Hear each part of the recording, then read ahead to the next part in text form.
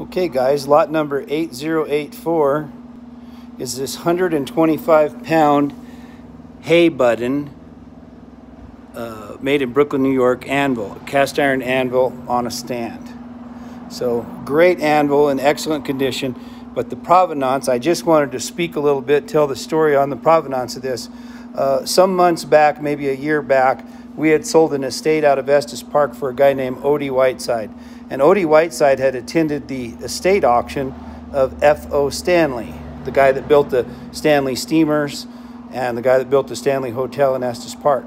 Well, anyway, we had sold a wooden workbench that belonged to F.O. Stanley at that estate auction, and it did quite well. But so now fast forward to a month ago, I'm up in Estes Park and I'm looking at an estate. A guy that's lived in Estes Park his whole life.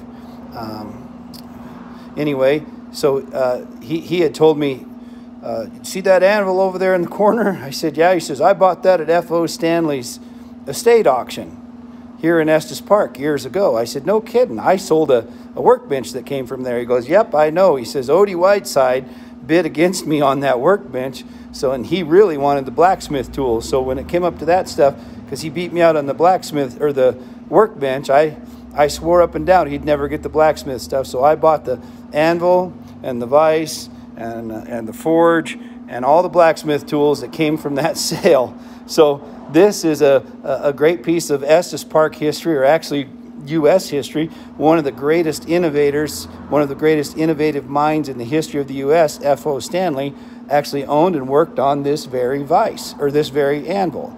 So anyway, for whatever that's worth, that's a story. The hay button, 125-pound American-built anvil from the estate of F.O. Stanley of Estes Park. Anyway, there's a story. Enjoy. Good luck.